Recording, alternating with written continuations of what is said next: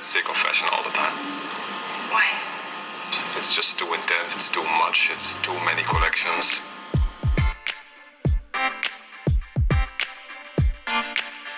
Historia y Moda es un recorrido por la historia de nuestra cultura, el arte, la economía, la política y los roles de género, teniendo la moda como hilo conductor.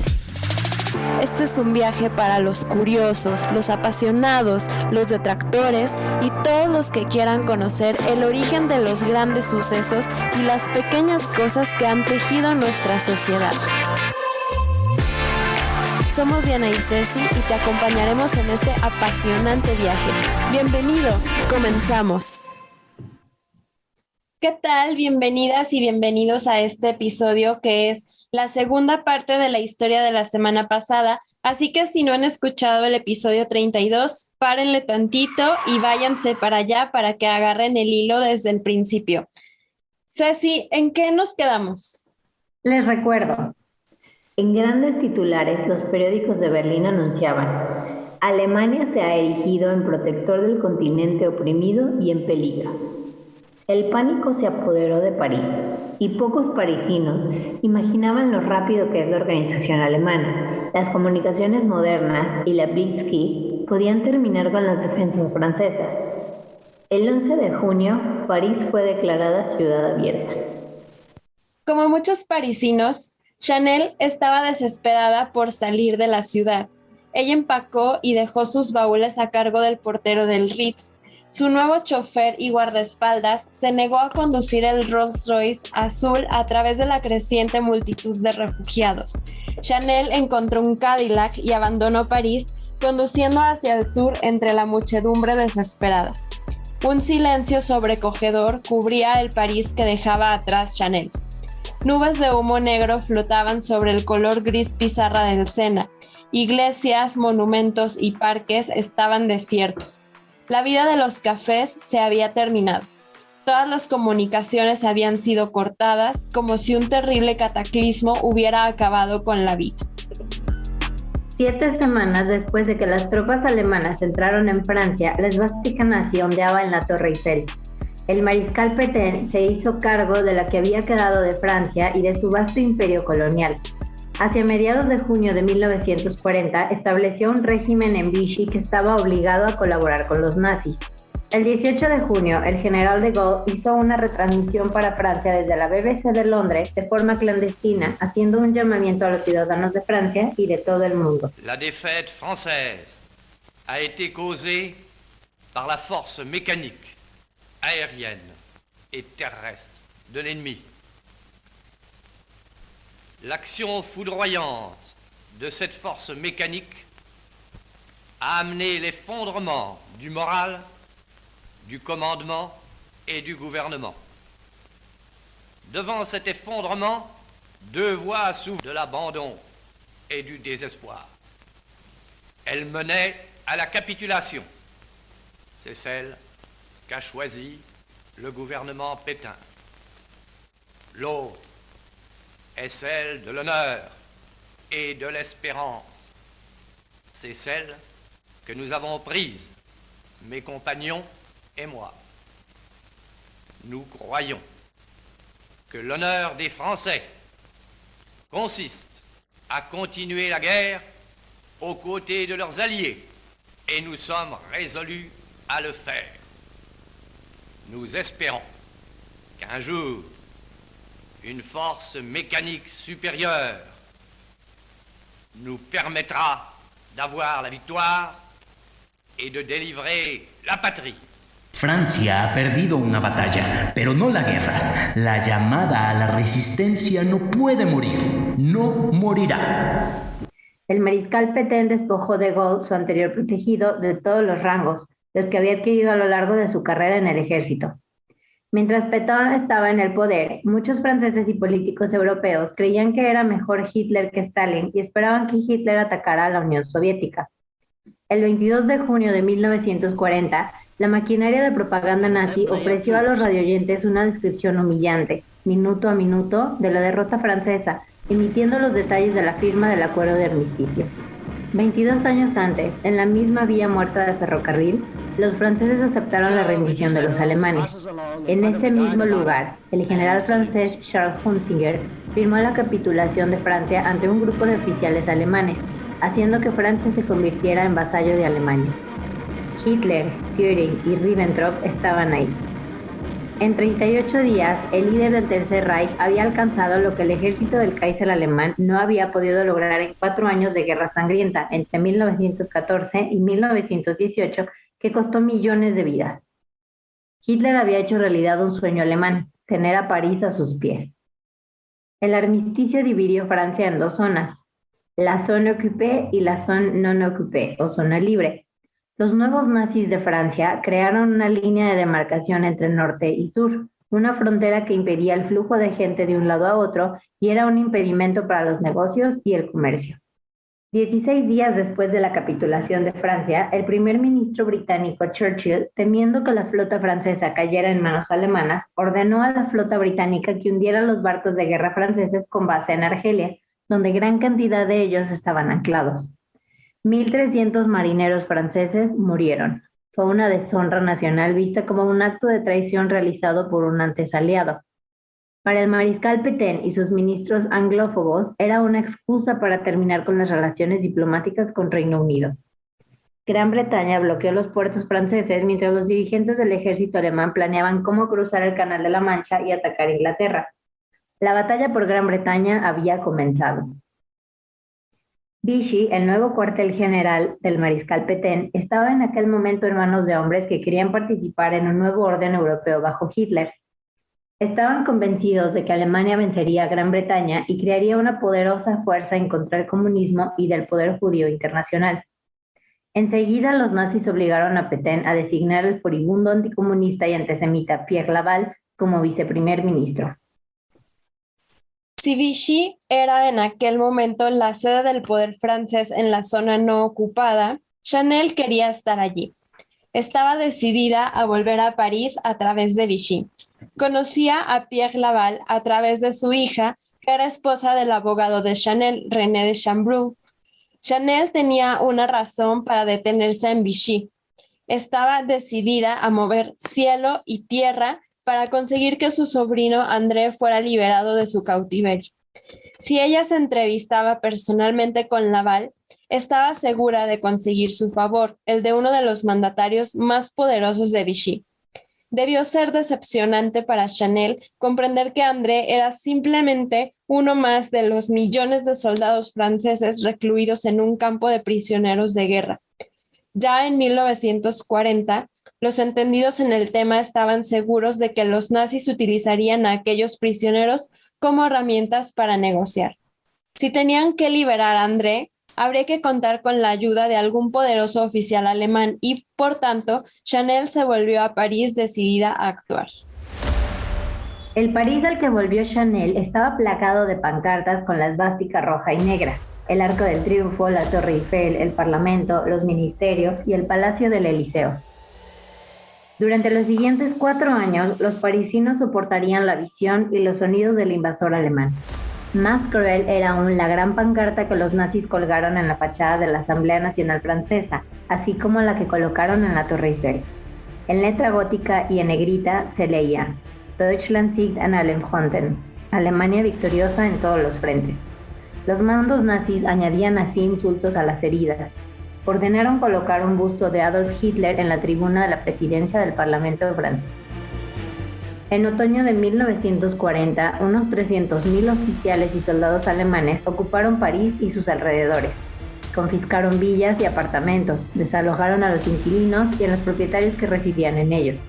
Abrieron sus propios prostíbulos y se reservaron para su uso personal los mejores hoteles, restaurantes y cafés. Muchos parisinos llegaron a un acuerdo con los ocupantes. Los alemanes eran los dueños de Francia. Los grandes bulevares, los monumentos e incluso los kioscos estaban cubiertos de anuncios y carteles donde se advertía a la población local, en francés y en alemán, que estaban obligados a cumplir los edictos de ocupación, las leyes de racionamiento y el toque de queda, o de lo contrario, serían castigados. Para Dinklage, que fue agente de la inteligencia militar alemana durante 20 años, la Segunda Guerra Mundial fue la realización del sueño alemán de Lebensraum, el espacio del que Alemania es poseedora por las leyes de la historia. espacio que debería quitarse a otros. A los 57 años, Chanel estaba preparada para volver a enamorarse y en 1940 una gran historia de amor se materializó en Dinklage, entonces alto oficial de las fuerzas alemanas de ocupación. Entró en su vida para desempeñar el papel del anhelado caballero. Sería el último gran amor de Chanel. Era la persona que ella necesitaba para apoyarse y un hombre que deseaba ayudar a Chanel a traer a André de vuelta a casa.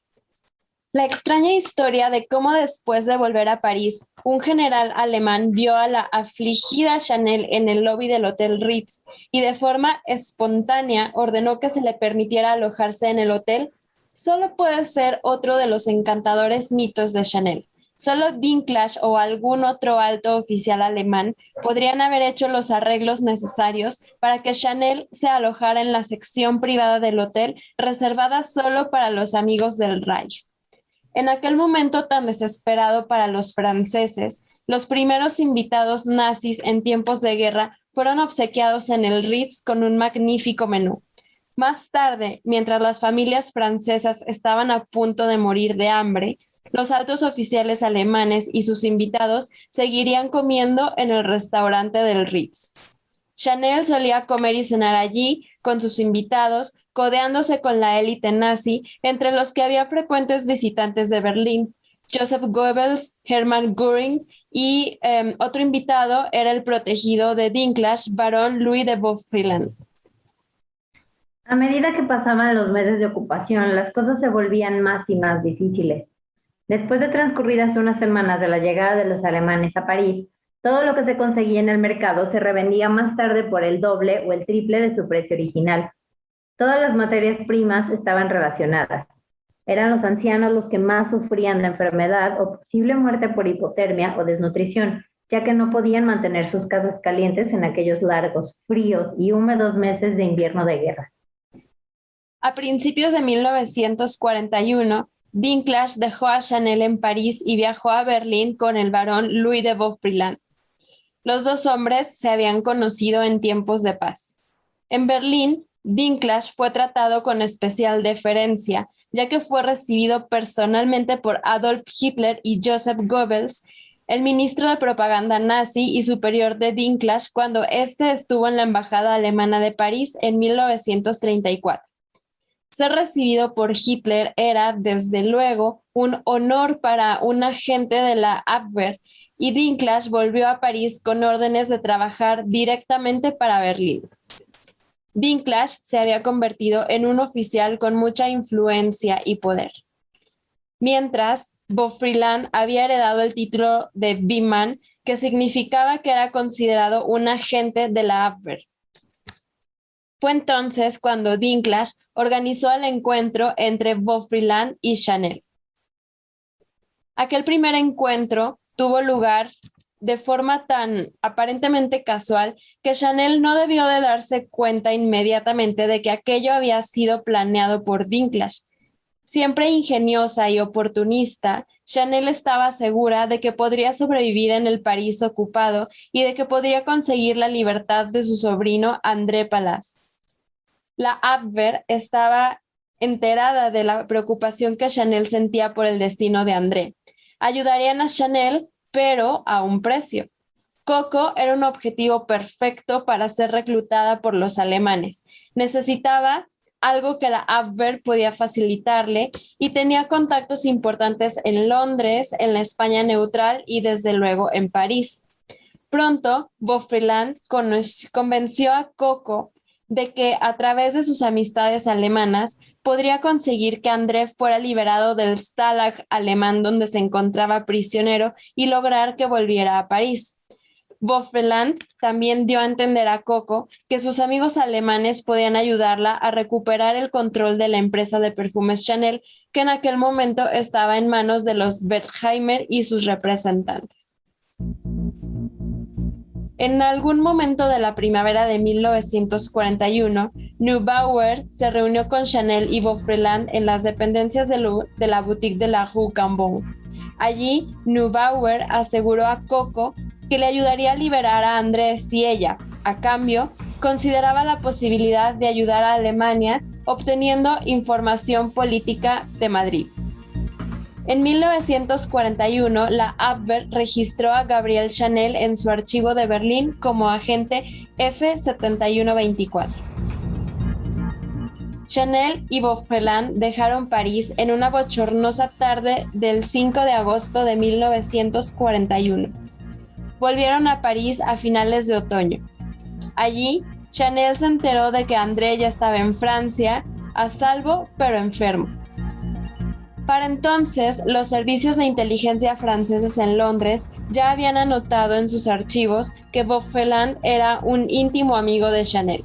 Una vez que André estuvo libre, Chanel se concentró en el negocio de su perfume.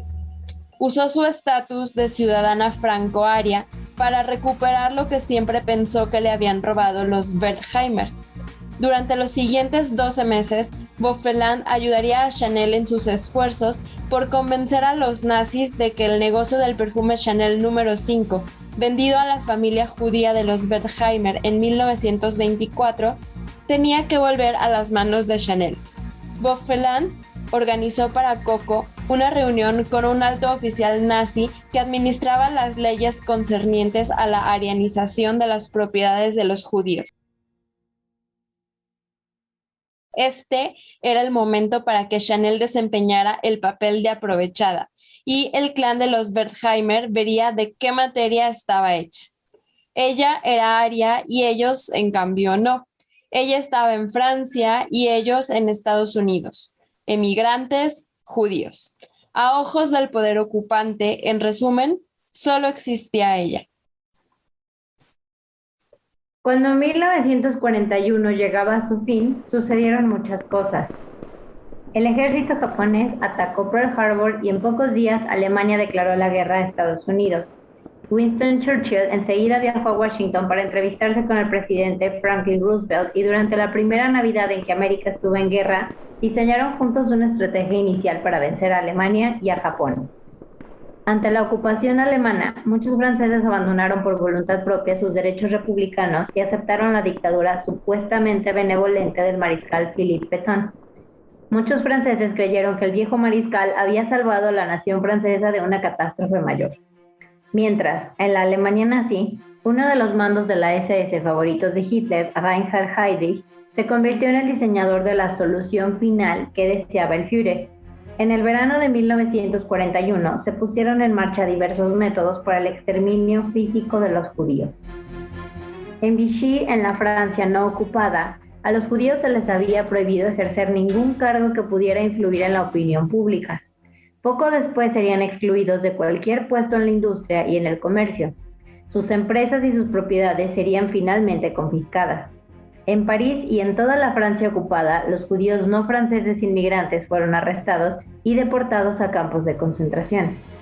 Más tarde, todos los judíos en Francia también sufrirían el mismo destino: arresto y deportación a los campos de exterminio que dirigía la SS. El terror nazi ordenó que todos los judíos mayores de 6 años llevaran una cruz de David amarilla con el lema Juif cosido en negro. El símbolo debía llevarse en el pecho de forma que fuera visible. Solamente en París, unos 80,000 judíos se sabe que obedecieron la ley. Las multas por la desobediencia eran muy severas. Los homosexuales, los gitanos, los prisioneros políticos y otros fueron obligados a llevar triángulos de diferentes colores que los identificaban como tales. Para profundizar en este tema pueden escuchar nuestro episodio 20. Hitler había ordenado el exterminio total de la raza judía. Chanel no tenía ninguna duda de que los nazis, cuando empezaron a aplicar las leyes antisemitas contra los judíos y a arianizar las empresas y las propiedades judías, pensaban en los negocios. Con esto, si Hitler seguía en el poder, Chanel controlaría una arianizada empresa de perfumes Chanel número 5 y sus ganancias serían inconmensurables. Como hicieron muchos alemanes e ingleses, incluyendo a Bendor, duque de Westminster, Chanel y Dinklage debieron esperar un acuerdo anglo-alemán que terminara con las hostilidades. Veían que un pacto con Hitler sería la oportunidad para que se reconciliaran la aristocracia alemana e inglesa. Pocos podían olvidar que Hitler había prometido reinstaurar al amigo íntimo de Chanel, Edward, anterior rey del Imperio Británico y entonces duque de Windsor, en el trono británico como rey con su esposa Wallis Simpson junto a él. Si el tratado podía restablecerse, Alemania y Gran Bretaña podían convertirse en una apisonadora económica y el valor de su fragancia número 5 sería entonces incalculable. Chanel estaba tranquila. La Abwehr había cumplido su promesa de liberar a su sobrino André. Como lo había prometido, Beaufreland organizó una reunión con un amigo, Kurt Blanc, que administraba las leyes nazis que estipulaban la confiscación de las propiedades de los judíos. Chanel buscó la ayuda de Blanc para arianizar la Société de Parfum Chanel a su favor. Después de hablar con él, Chanel creyó que ya la había hecho y que ya estaba cerca de derrotar a los Wertheimer y controlar la totalidad de la empresa de perfumes. Pero, por desgracia para ella, había subestimado la previsión y la astucia de los hermanos Wertheimer. Ya hacía años habían diseñado un plan para salvar sus empresas si los nazis llegaban al poder en Francia. Al final de la Primera Guerra Mundial, los Wertheimer habían iniciado negocios con Félix Amiot, un pionero de la aviación que se convirtió en socio y accionista minoritario en la compañía. Félix era de origen normando y miembro de una familia adinerada de Cherburgo, y los Wertheimer sellaron un pacto secreto. Amiot se encargaría de dirigir la compañía francesa de la Société de Parfum Chanel y sería el fideicomiso de los Wertheimer. Los Wertheimer reunieron a sus familias y huyeron a Brasil a través de España. Posteriormente se trasladaron a Estados Unidos. Su fortuna, sus recursos ilimitados y su buena reputación como empresarios de confianza garantizaban su éxito en América. Más adelante, la planta de los Wertheimer en New Jersey inició la producción del exclusivo número 5. El perfume triunfó tanto en el mercado de América del Norte como en América del Sur. A partir de 1940, los Wertheimer pasaron a ser uno de los primeros que apoyaron la Francia libre del general de Gaulle y la causa judía en Nueva York. Su éxito enfureció a Chanel. El invierno de 1943 era insoportable. El frío glacial se hizo insufrible debido a que sumaba al hambre a medida que las raciones alimenticias de aquellos que no podían pagar los precios del mercado negro iban disminuyendo. Todo escaseaba. Los zapatos, la ropa, la leche, el queso, la mantequilla, la carne, el vino. El humor de los parisinos había evolucionado desde la reacia aceptación hasta el sombrío fatalismo de los ocupados. Hacia finales de año fue aflorando una abierta hostilidad y una clara resistencia contra los alemanes. París, que fue centro de la cultura y del buen gusto, se había vuelto un lugar peligroso, donde los hombres llenos de rabia salían después del toque de queda para matar alemanes y castigar a los colaboradores y a los que operaban en el mercado negro. Dinklage y Chanel debían de preguntarse si podrían escapar a la ira de la resistencia de Charles de Gaulle. Los miembros de la Francia Libre y los comunistas franceses mostraban cada vez más violencia hacia los colaboracionistas. Las relaciones de Chanel con los nazis, su fiero antisemitismo, así como sus declaraciones. Francia tiene lo que se merece. Un comentario que hizo en una comida en la Costa Azul en 1943 habían sido registrados por el Servicio de Inteligencia de la Francia Libre del general de Gaulle en Londres. Dinklage sabía que era un hombre marcado.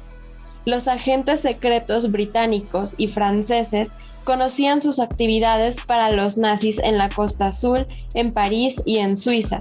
Su cooperación con la Gestapo, sus informaciones sobre judíos en Francia y sus vínculos con Adolf Hitler estaban registrados. No había duda de que Dinklage y Chanel eran posibles candidatos de venganza. Sabían que el telón estaba bajando despacio sobre su mundo perfecto. El amigo de Dinklage y colega de la Abwehr, el mayor nazi Theodor Momm, aconsejó a Dinklage que dejara París. Coco se sintió desolada. Dinklage fue para Chanel el primer compañero sentimental después de la muerte de Paul Iribe en 1935.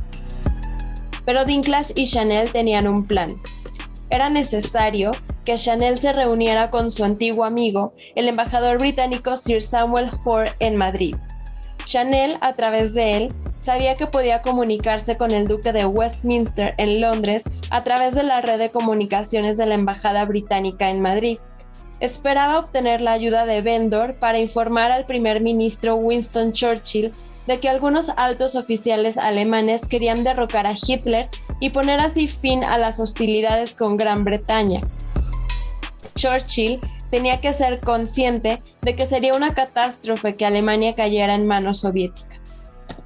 Tal vez Chanel habría podido utilizar su amistad con Winston Churchill para persuadir a los nazis de que ella y Dinklage tenían los contactos adecuados para conseguir un acuerdo de paz por separado con Gran Bretaña. Bendor animó a Chanel a actuar como emisario entre Berlín y Londres. Él ya había intentado hacer que su amigo Churchill aceptara su punto de vista, una negociación bilateral para finalizar las hostilidades. En la Alemania nazi, Heinrich Himmler, ministro del Interior del Reich y jefe de la SS y de la Gestapo, el hombre que Hitler había elegido para ser el supervisor máximo de la solución final, estaba secretamente convencido de que Alemania no podía ganar la guerra. Ya en el otoño de 1942, Himmler tácitamente permitió que se indagara en secreto si los representantes suizos y suecos podían ser utilizados para buscar un final a las hostilidades con Gran Bretaña. Himmler quería encontrar una forma de salir del atroz baño de sangre de las masacres de la SS. 1943 comenzó mal para Hitler. Las fuerzas alemanas huían después de que el Ejército Rojo rompiera el asedio de Stalingrado.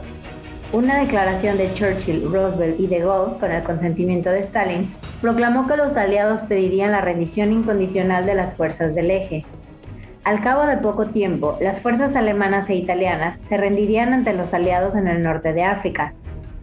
Después de que las fuerzas aliadas invadieron la península italiana, Benito Mussolini fue destituido por el rey Vittorio Emanuele III.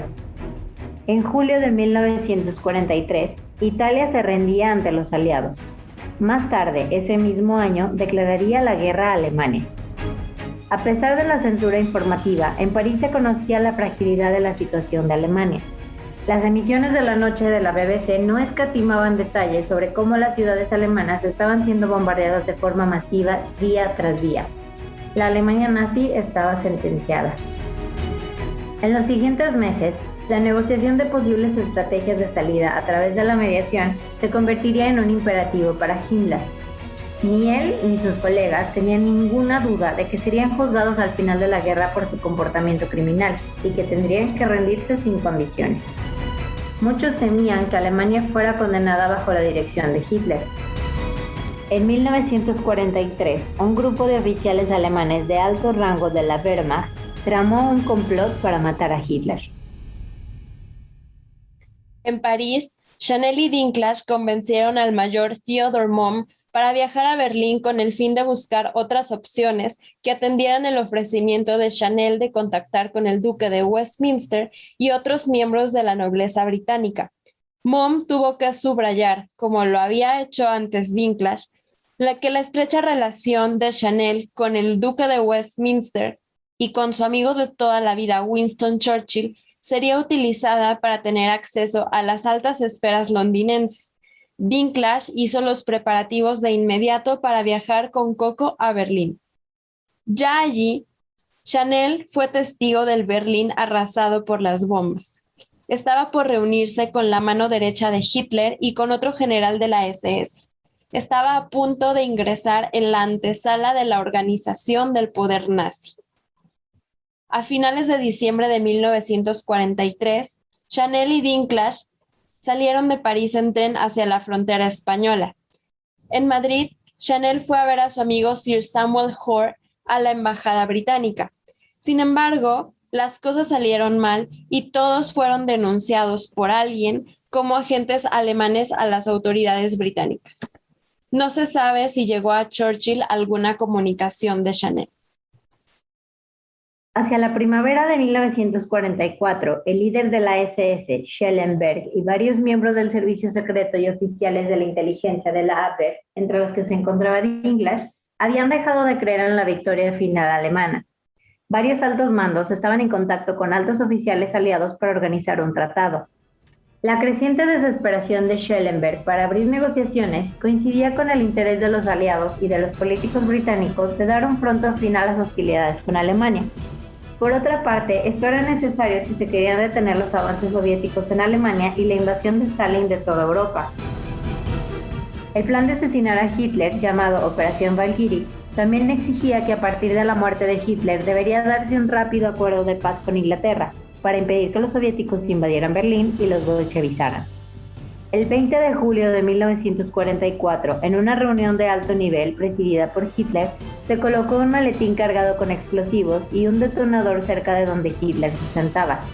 Entonces se activó la bomba para que estallara. Solo uno de los explosivos estalló e hirió a Hitler. El plan había fallado.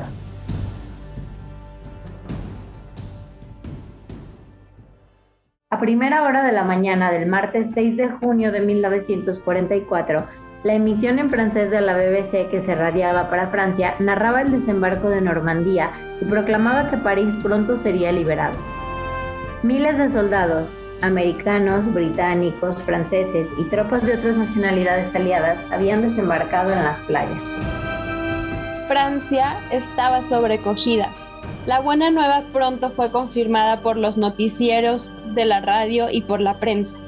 Era un momento triste para Chanel y para otros colaboracionistas nazis.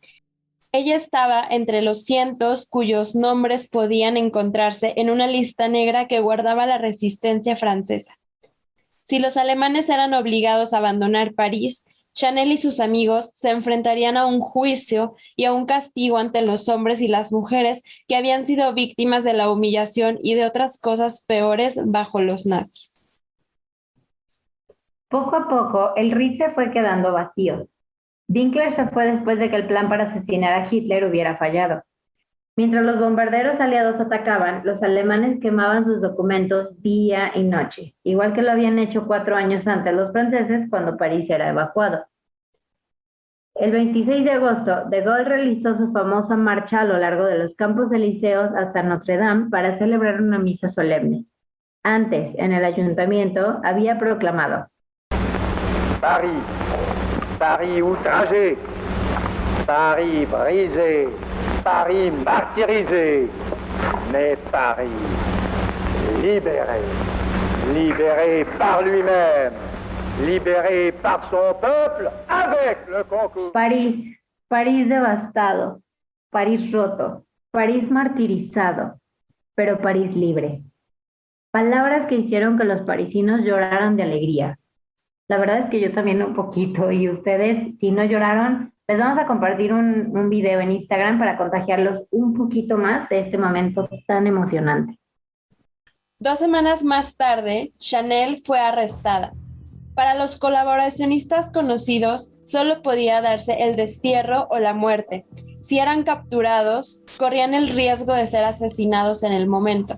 Hermosas mujeres colaboracionistas horizontales eran sacadas desnudas a rastras de sus casas y se les afeitaba la cabeza en público. 12,000 soldados alemanes, oficiales y simpatizantes huyeron de París. En la primera semana de septiembre de 1944, una serie de jóvenes activistas de la resistencia de los fifís llevaron a Chanel a su sede para someterla a un interrogatorio. Sin embargo, el grupo que interrogó a Chanel no tenía ningún dato sobre sus actividades secretas, no conocía ningún detalle de su colaboración con la Abwehr o de la misión que llevó a cabo con Vauquelin en Madrid. Después de unas horas de interrogatorio por parte del comité de épuration, ya estaba de vuelta en su departamento de la Rue Cambon. A pesar de que no había ninguna prueba, algunos biógrafos de Chanel creen que fue el primer ministro Churchill quien intercedió a través del embajador británico en el gobierno provisional de Gaulle para que Chanel fuera liberada.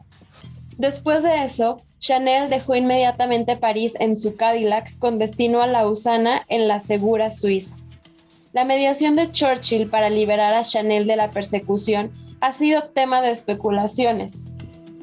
Una de las teorías propone que Chanel sabía que Churchill había violado su propio Trading with the Enemy Act, un tratado que consideraba una ofensa criminal tener relaciones de negocios con el enemigo en tiempos de guerra, pagando en secreto a los alemanes para que protegieran las propiedades del duque de Windsor en París.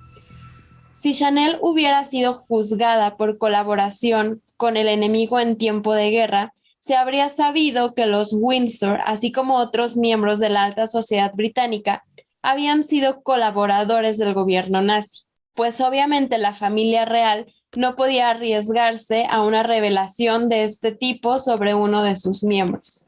Chanel sabía de cierto que el duque y su esposa eran pronazis, incluso debía conocer que había habido correspondencia entre el matrimonio y Hitler.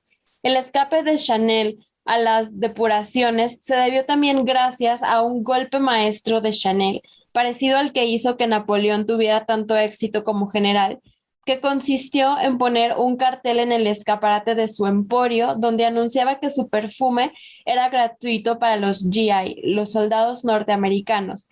Y entonces ellos hicieron cola para conseguir botellas de Chanel número 5 gratis y se habrían indignado mucho si la policía francesa hubiera tocado un solo cabello de la cabeza de Coco. Chanel consiguió así evitar tener que declarar ante el juez que había decidido el destino de otros colaboracionistas amigos suyos. Chanel hizo de Lausana su hogar a partir de 1944. A mediados de los años 50, Chanel regresa a Francia, pues a final de cuentas y muy a su pesar, respaldada por el dinero de los Wertheimer, pero además porque en 1954 a la mayoría de los franceses les importaba un comino quién colaboraba y quién no.